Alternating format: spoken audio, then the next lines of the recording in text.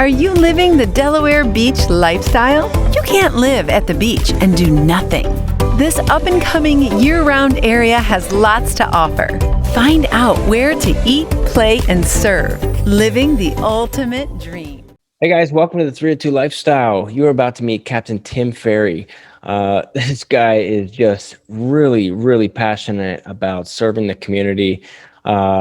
Has even gone on to different competitions locally, regionally, nationally, to even to the World Championship in Sydney, Australia.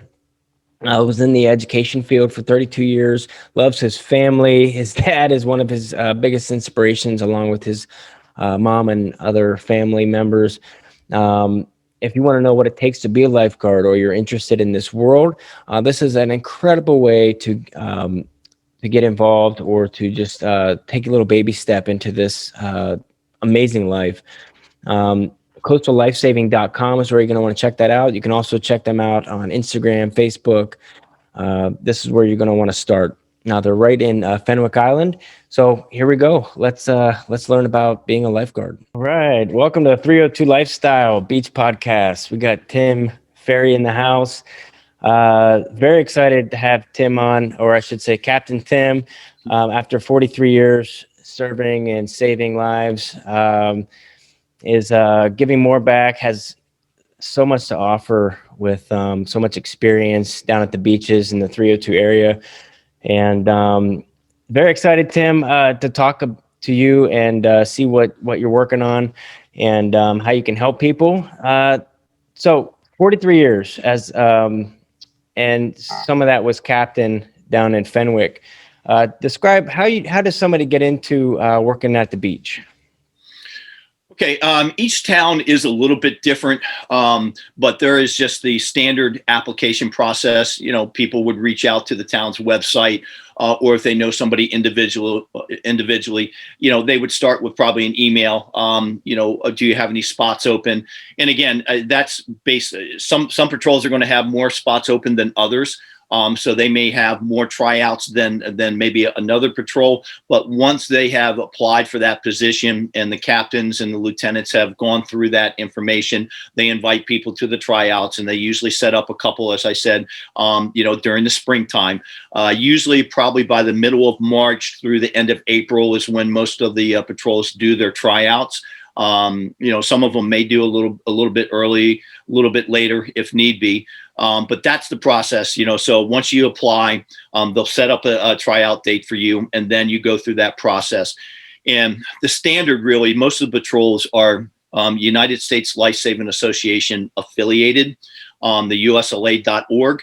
And there's certain minimum standards that they require for all the members. So that includes a 500-meter swim in under 10 minutes. There's usually a timed run event, like a mile run in 8.5 minutes, something like that. Typically a soft sand sprint within a certain time period, and usually a swim sprint. Those are kind of the standard bearers, as far as most patrols will have something that mirrors that. And then if you successfully complete that, then you go on to the next step, where you actually are hired by that patrol and you go through their training regimen. And that can vary from patrol to patrol. But typically it would take a good 2 to 3 weeks easy to incorporate all the training that's necessary for them to actually be an effective lifeguard, sitting in the stand by themselves or with a stand partner. Is there an age limit? And again, limit. That's funny you say that. You didn't say minimum age, but the age limit. Because I tell you what, actually right now, and if you look at the patrols, and, I've known so many of these guys and gals throughout the years, it's something that, I hate to say fraternity-like, but you meet friends and people that become friends for life. And but when people have the opportunity to do it, there's a lot of, the joke has always been, you either have to be independently wealthy, you either have to be in education, or something along those lines, where you have your summers free and that you have the opportunity. But there's many guys and gals, that are not in the typical 20s or 20 somethings that are lifeguarding out there. I mean, from Rehoboth all the way down to Fenwick, you have people, in their 30s and their 40s, probably, some in their 50s, whatever, so, I mean, I gave it up at 58. So, kind of on the day to day, but the minimum requirement is typically either 16 or 17 for most of the towns and most of the patrols. So, but if somebody, no matter their age, if they want to try out, they can try out. They go through the same process as everybody else, and it doesn't make any difference how old you are, whether you're male or female. It doesn't make any difference. Everybody does the same exact thing. All right, yeah, because I'm pushing 40, so I'm like, oh, that sounds fun, but I'm sure it's not just sitting. Getting a tan on. So when I'm ever down at the beach, like really early, you see them constantly training. Mm-hmm. I mean, there's a lot involved with that. And you also have to be aware of like the water and the boats and just like all sorts of different safety protocols and emergency situations. And what type of stuff does someone need to be aware of when they're working down at the water like that? Well, that's what makes ocean lifeguarding unique, Dylan. And by the way, if you come and do my boot camp for a little bit, we'll get you in at 40. You can make it. But the training, that's why I'm saying it's a minimum of 2 to 3 weeks to really kind of incorporate all the things that are necessary for these new lifeguards to be effective up there on the stand. And it doesn't end there. I mean, it's a summer long learning experience, really, especially for the first year guards. But I always tell them, second year guards, third year guards, there's always something new that you can learn out there to make yourself a better lifeguard. But yeah, we incorporate all that. It's not only the ability, the physical ability to jump down off that stand. We're very specific about, making them as effective and as efficient as possible. We have techniques for jumping off the stand, grabbing the rescue can, entering the water, angle of entry, those types of things, your approach to the victim, bringing the victim in. So that's something that's done on a daily basis, practice. You have the semaphore, if, people see the lifeguards with the orange flags up on the stands, it's based on the naval semaphore or alphabet. And, those are messages that, sure, there's some jibber jabber, if you want to call it, that goes on, from stand to stand. But otherwise, lost kids, we have protocols for that, how you send and receive those types of messages, emergencies, what type of emergencies require extra assistance. I mean, we go through all that. Boat vessels, anything like that. We go over mammals, water life, and things that they might come across, in their daily work situation out there. So it's very, very inclusive as far as the training goes. Now, this area has been hit by so we moved out here about 10 years ago. And just since then, I think there were hurricane status storms. But in the past 40 years, I mean, there's been quite a few huge storms hit the coastline. Now, how active do lifeguards get involved with in emergency situations like that? Have you guys ever had and there was also, I saw you in a recording about the day that you had 23 saves. So tell us a little bit about, are you affected by those storms? How involved do you guys get with that type of stuff? And then maybe about Yeah, well, that's Dylan, that's a daily preparation. We're always looking ahead. We work with NOAA quite a bit, especially out of Virginia and Cape May and up in New Jersey. We get notification a lot of times about the potential for rip currents. They also rely on us. We do call-ins and let them know what we're experiencing. But once we find, that there is maybe, some type of tropical depression or the potential for that, because we get the waves well before, we get hit with any type of rain, wind, and things like that on top of us. So, we have to prep for that. And if it's going to be some of those bigger storms, sometimes we're taking our lifeguard stands off the beach in preparation for that. And then each day depending on the surf conditions, as it starts to build, we modify our swimming. So we might, go to waist deep water. We might go to knee deep water. But if we feel it's unsafe for swimmers, then we'll just close the beach or close the water at any given time to do that until we feel it's safe for swimmers. Now, I have to say, probably one of the most scariest times of my life was when I was younger, probably teenage years. And you're out in the ocean and you think you're invincible, but as soon as you get caught in one of those rip currents or just something you don't realize that when you start losing your breath or you start cramping up or something, and you have this massive force like holding you back, and you get to this point where you actually start losing control and lose muscle, because you're not swimming properly and you're using too much energy, and you start experiencing that fear.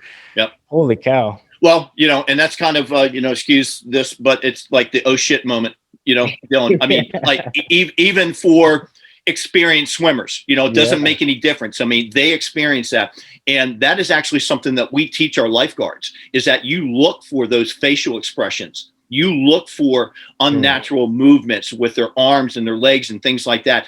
Making concerted efforts to keep their heads above water and things like that.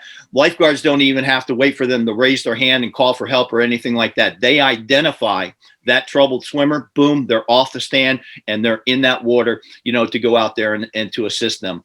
And 99% of the time, everybody's grateful. And a lot of times they didn't realize, and they say that when they come in, wow, I didn't know it was that strong. And, it doesn't have to be that big hurricane that day of type of thing. You referenced, my big day in Bethany, when I was just a regular stand guard. I had 23 and my stand partner had 20 or 21, 43 on one beach in that day. But that was actually a day and a half after big Northeast had pushed through. So it was just a classic. It was a Sunday. The sun came out. Beautiful day, 80 plus, sun's out. Wow. Surf is kicking up. You can't keep the people out of the water. We tried to modify the surf, and it was one of those days that it kept on going. It kept on going. And, but that's what you train for, and those are the days that, you kind of look back on and say, yeah, I did it. So, but, it can, but that's what it's all about. And, I always tell as an educator, you'll always look for that light bulb on that kid's, over their head, just saying, man, they finally got it, that type of thing. I always tell my lifeguards, once you do that first rescue and you get that feeling, that gratification that you really helped them, that you saved their life, something you'll never forget, and it actually is a motivating factor. They're like, I'm always going to make sure that I get that person, and that they're vigilant on that stand, watching their water and things like that, and trying to do their best to prevent any type of thing from happening. Now, have you experienced any fish related experiences, sharks, anything like that? Well, yeah, but no shark bites or anything like that. Not in my time in Bethany or in Fenwick. Have we observed? Absolutely. They're out there. It's their home. The myth is that they're looking. It's the whole Jaws thing, and it's not. They're going to be closer to shore for a variety of reasons. The Gulf Stream, the water. Sharks actually like colder water. But they might be following a school of fish. A shark, may be injured or hurt. Something like that. That brings them in a little bit closer. But I know that there's been, up in maybe the Rehoboth, Lewis area, over the years, Dewey. There's been, sometimes where they have verified there has been at least a shark bite along those. But I've seen everything from sunfish to whales, seals. I even had a deer in the water in Bethany. The deer literally came running up on the boardwalk, down the stairs and out into the water. And it took us about 3 beaches to get it out of the water. So I really have seen, quite a bit out there, Dylan. That was my next question was what was the most unique experience you've had out there? I'd probably say the deer. It just, it's one thing to see, mammals or sea life and, the dolphins jumping and all these types of things, whatever, those are kind of the norm, but I would have to probably say I've never seen that ever again. That's the only time that I've seen that. So that was unique. And, yeah. Now, Tim, I'm really excited to dive into how people can learn from you and experience some of the stuff that you have to offer and teach. However, now you've competed at local, regional, national, and even world championships in Sydney, Australia. Tell me a little bit about that and what goes on in that world. Yeah. Well, about 20 years ago or so, we started the Sussex County Lifesaving Association, and part of that was based upon helping local towns start junior lifeguard programs and affording more opportunities for competitions for both guys and girls. At the time, the USLA had regional and national competitions, but there was a limited number of people on your patrol that could really participate in that.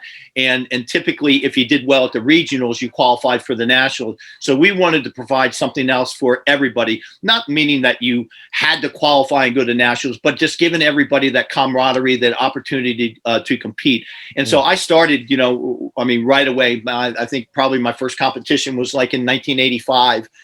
In the event, the beach flags. And, I just, it was something that just really motivates. And, the guys and girls still, the first and foremost, we want to make sure that the best possible lifeguards on the stand, but secondly, we get great athletes. We get real good runners who are okay swimmers. We get great swimmers that are okay runners, and we get a great mix of both. We get soccer players, hockey players, lacrosse players, football players. You name it. But as far as the competition, I just, it was something that I just really fell in love with, and got really good at. And, and so over the years, I won many national championships in the beach flag competition, and one year in 2000 qualified me for the world championships in Sydney, and to be part, compete with the U.S. The U.S. team was awesome, an awesome experience. Sydney, I'd never been to Australia before. Just that in itself was a great experience. And actually, it was the year that the Summer Olympics were being held in Sydney. So we used the Olympic Village and the Olympic pool that they were going to be swimming in for the pool events. So great experience. Met a lot of, guys that will travel sometimes during the summer to compete in the U.S. But the beach flag event is not, sometimes people can get confused. It's not like the orange flag standing up on there. It's almost kind of like musical chairs in the sand. It's a 20-meter sprint. You're laying on the ground. There's 10 people. There's 9 flags, basically kind of hoses.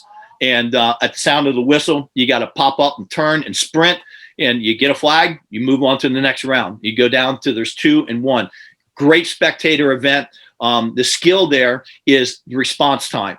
Hearing that whistle and being able to react. It's no different than being up on the stand and seeing or hearing a victim in the water and being able to identify and boom, go.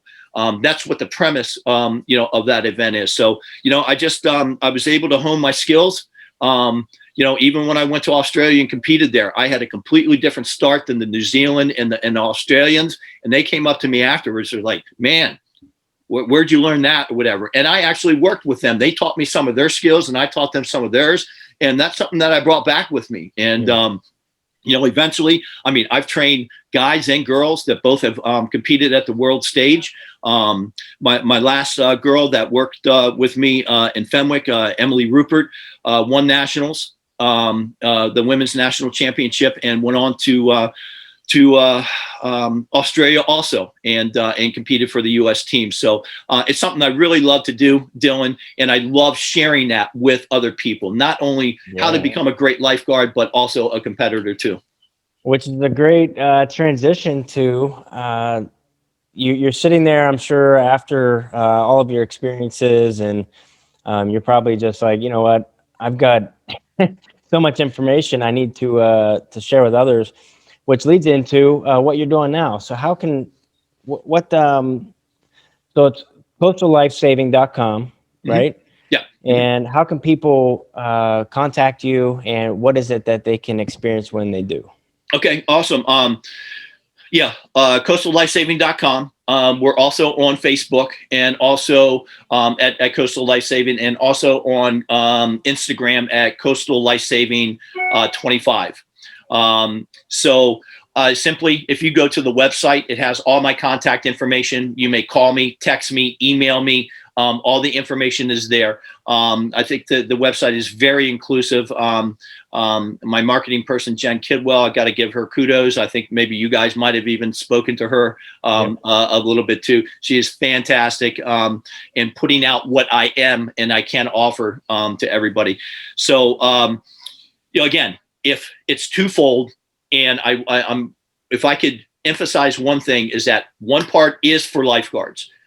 That I am actually training you to become a lifeguard, or to compete in one of those lifeguard competitions. Okay. And there's also the fitness boot camp, which is for anybody. Doesn't have to be a lifeguard. Can I get lifeguards that are off duty? Absolutely. But this is for the community. This is for people 15 and older. I've already got people signed up, honestly, from 16 years old to I think 55 right now on some of my rosters. So it's a combination, again, of the skills that the lifeguards use and train with. Running, hard sand, soft sand, surf dashes, sprints into the water, short strokes and back in, push-ups, sit-ups, plyometrics, a little bit of circuit training. So in every workout will be different and it changes. And the great thing about this, Dylan, is that especially in light of COVID and, things settling down here, it's outside. You're not inside in a building, but utilizing the sand, hard sand and soft sand, as well as the currents, in the ocean, provide a different type of resistance and a different type of work on your muscles. So it's something, that will benefit you. You'll probably see sooner than later because you are using those different types of muscles. It's great aerobic training also too. So it kind of brings the whole package there. And again, you can't beat the environment, for a workout. You're not closed into a room. You're not into, a standard type of like boot camp or high intensity type of thing. We switch it up. And again, they don't have to be lifeguards to do this. They just need to be somebody who's looking to up their game, get a little bit more fit, try something different. But the challenge is out there. And Dylan, I make sure that I set up all my workouts that are modified to everybody's skill level. So it doesn't make any difference whether a 50-year-old is worried about keeping up with a 16-year-old or anything like that. I pair people up into small groups, different types of things that, excuse me, that allow them to go ahead and make sure, number one, that they finish the workout and are effective in doing that. And then that way they see what they're able to do. And then it gives them incentive to try to do better next time. And I work with them and I'll do individual work with them too on the side. Tim, I have to say, you can feel the passion and the energy come out when you start talking about this. And, I'm tempted, I swear, like before COVID, it was going to the gym, constantly like exercising and stuff. And literally for like a year, I haven't done anything. But to have someone with your expertise that, is aware of the different challenges that people face. Mm-hmm. And, there's a twofold, like if you're interested in lifeguarding or that type of world at all, it seems like this is kind of like a baby step into that type of world. Sure. Where you can kind of experience the different drills and hear from the best, Yeah, absolutely. Yeah, I see it also as a segue, especially for some of the younger ones, maybe that are looking to become lifeguards, maybe not this summer or next summer or whatever. But yeah, they do get a sense of what it is and what it takes to do that. Even as part of the workouts will mirror some of the things that you do in a tryout. I mean, we'll be doing like hard sand, soft sand, a mile, mm-hmm. half mile here. We'll do the 150-yard soft sand sprint. It doesn't make any difference what time, but just being able, to do that. So, and it's something that I really, really enjoy, over the years, Dylan, and I do love to give back, in any way that I can. And, it is. There's something for everybody, not only with the lifeguard aspect, but there's something for everybody in this fitness boot camp. And so I just encourage people to come out and take the challenge and see what they can do. Now, where are you meeting up with everyone? Are you guys down in Fenwick? Yeah, down on the state line, Fenwick Avenue, right there at Fenwick Avenue and 146th Street, where Ocean City and Fenwick meet. And again, Tuesday, Thursday, Saturday, Sunday, 7:45 a.m. Parking is not an issue at that time in the morning.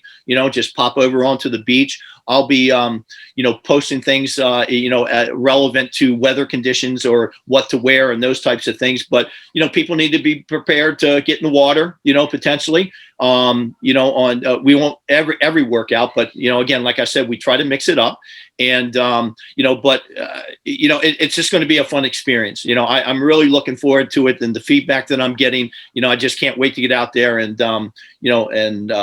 let people do their thing. Yeah, sounds good. Very exciting, and it's a perfect time to get in with your program. It's right before summer really kicks off. Yes. Mm-hmm. And excellent. Tim, so you've experienced the 302 area for quite a while now. Have you seen a big change in the area in the past several years? Yeah. I mean, that's probably the biggest thing around here, really, Dylan. I moved down here full time. I think like late 80s. I finished up my teaching degree at Salisbury. I think it was like in 1989. And I've been down here ever since. I mean, I was still lifeguarding and coming down during the summers. First you would have to say, about the population, the increase, of number of year-round residents, as well as seasonal residents, the building and the communities that have gone up, I mean, everywhere. And that's still going on right now. Yeah. I mean, that's probably the biggest thing. I mean, so obviously you have the benefits of those people coming in, and the businesses and things like that. I get that. But it's off of, for us on our side. It's a different kind of kid, so to speak, that's coming out and trying out. Society kind of dictates that a little bit, of what they expect. So, you have to be able to, and being in education for so long, for 32 years, I get that part of it, and I worked with 8th, 9th, 10th, 11th graders, whatever. So I know, what's going on and kind of what is, accepted by them and not, and, being able to, manage that, your staff, in that type of way, but everything, even lifeguarding equipment, strategies, everything, networking and things like that have, for the benefit of everybody concerned in the lifeguard community has, just been great. The United States Lifesaving Association is basically the organization. It's the Red Cross of open water, lifesaving. So there's been just so many advancements, I mean, in that form, but, and that goes with the territory down here, I mean, it's a great, Bethany, the Quiet Resorts is still a great place, I mean, to live. I believe there's a lot to offer, and especially in the off seasons now, in the spring and also in the fall. Yeah. So love 302, yeah. Now, do you, we'll dive into the lightning round here, but does the life saving community have enough people on the beaches to handle the increase in populations right now? Yeah. Okay. Because the beaches don't change in their size, and the each town is set up accordingly, with the number of lifeguard stands that they feel that is needed to be effective, to guard their beaches, fully and protect everybody. When you do get those big crowds, your Memorial Days, your Labor Days, your 4th of July's and things like that. Sure. Do you take extra precautions, maybe double up some of your stands, with extra guards and things like that? Absolutely. And, and they usually, the preparation starts even before the summer, where you hire maybe a couple extra people, just in case. So you have them for big, big crowds, or somebody gets sick or injured and those types of things and that's also where I'm going to come in with Coastal Lifesaving too, is that in a pinch, if they're going to need somebody, they're going to be able to call me, and I'm going to say, here you go. Here's 3 names, 4 names or whatever, and something that's going to be able to help them out. So, But yeah, I think most of the patrols go into that summer looking at all those different types of things to make sure that they are prepared as possible to make sure that they provide the best water and beach safety that they can. All right. Sounds good. And very exciting to learn more about this world. And so here we go. You ready for the lightning round? Okay. Okay. So, and I don't know if you can say your own book because you wrote a book, right? I've written a manual on okay. on ocean life saving. Yeah. There you go. So you can't say your own manual, but what's your favorite book, tool, video, or some type of thing that has influenced your life in a good way? A book, tool, video, movie, something that influenced you throughout your life that someone can check out. Ooh, okay, lightning round. So off the top of my head, first off, I want to say my dad. Unbelievable man. It's still his wisdom still shines through. All the time. He's been gone for about 7 years now. But I would just, my family has been incredibly supportive. So I mean, first and foremost, there. With that, but there's also I forget the commander's name, but he gave the graduation commencement at the University of Texas, and he was a former Navy SEAL, and I can't go through all of it. I mean, but he came up with a list that if you want to be successful, in life, that you start, with these things, and the first thing is make your bed. Yeah, I did see that. You see that? Yeah. And if you look at that list and you go down that, I just found that very inspiring, very motivating. And that, and I think that is a message that can be shared by everyone because, a Navy SEAL or not, I mean, is that anybody can do those types of things, and it might just be that kind of motivation or incentive that you need to kind of even take the chance or take that challenge, not being able to, not being afraid to fail, because I failed and, several times in a lot of things, but, the old cliche, being able to get back up. It's not how many times you get knocked down, it's how many times you get up. So I would say that was always really inspirational to me, and outside of my dad, but, I kind of had this before in another interview, but, Ronald Reagan, I was always a big fan of his. Actually, somebody had asked if there was somebody that I could have dinner with. I actually picked him. Oh, that's interesting. Yeah, I just found him to be just a fascinating, a guy that made the transition from Hollywood, to politics, but in a manner that served everybody. I mean, he was as straightforward as you could get, but he just, I thought, was one of the most positive presidents that we've had, and really helped our country out in a lot of difficult times. And just always found him fascinating. Love all of those answers. And yes, parents and having family back you up or backing up your own family is an incredible way to give back to different generations. Yeah. And I just love all that. What is your favorite place to eat in the 302? If somebody's coming from a different city or they're moving down here or they already live here, from someone that's been here for quite a while, what's your favorite place to get some type of seafood? Oh, geez, man, Dylan, you put me on the spot, especially with all the restaurant owners that I know. I'm going to have one guy that really, really likes me and is going to be thanking me, and others are going to say, geez, there is. I tell you, one of the things one of the things that you were talking about that has changed. I would add that in there.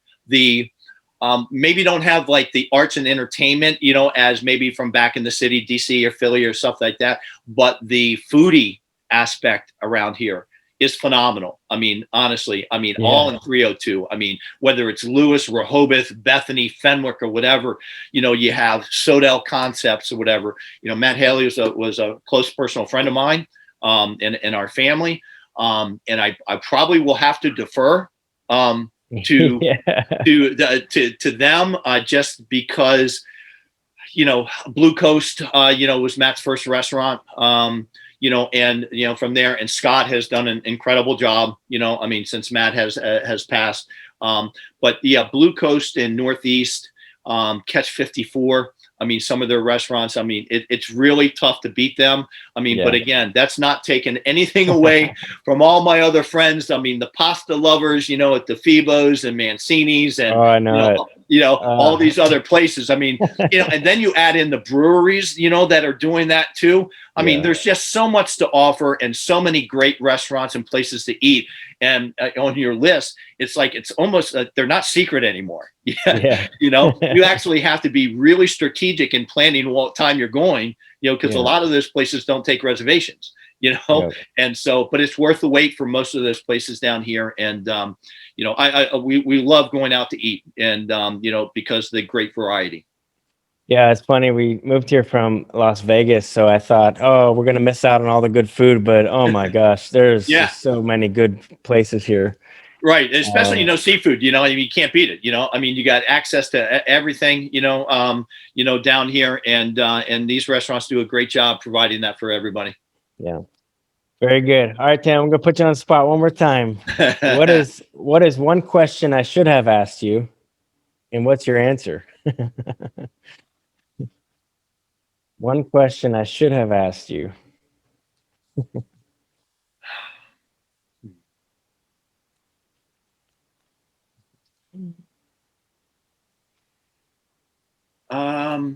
My family.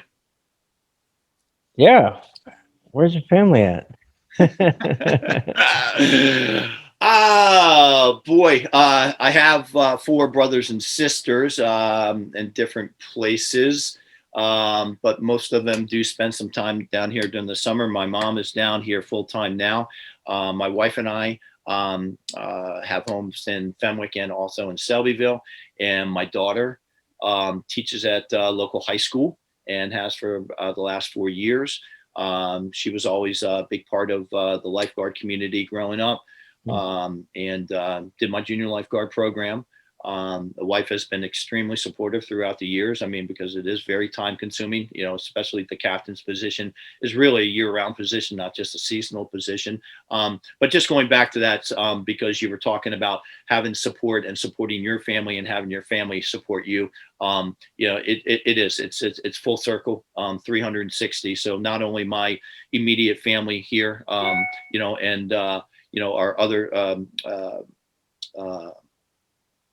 Jackie has a son and a daughter too, that, all of us, it's a family, it's a community, and ever since we've all been together, my family, has always had a house in Bethany since the 70s. And, so it's, there's a lot of tradition, with the life saving that goes on, down here. And, so yeah, I can't thank, family, mine and, enough for all the support. Definitely. All right, Tim. Yeah, and as a veteran, I have to say, if anyone is thinking about or is watching this and you're stuck it out to the end and you're just fascinated by life saving or lifeguarding, or that world, I'll say as a veteran, there is a camaraderie, it's just like a big family, you have when you're involved in something like that has to do with, serving others, the country, anything that involves around, serving.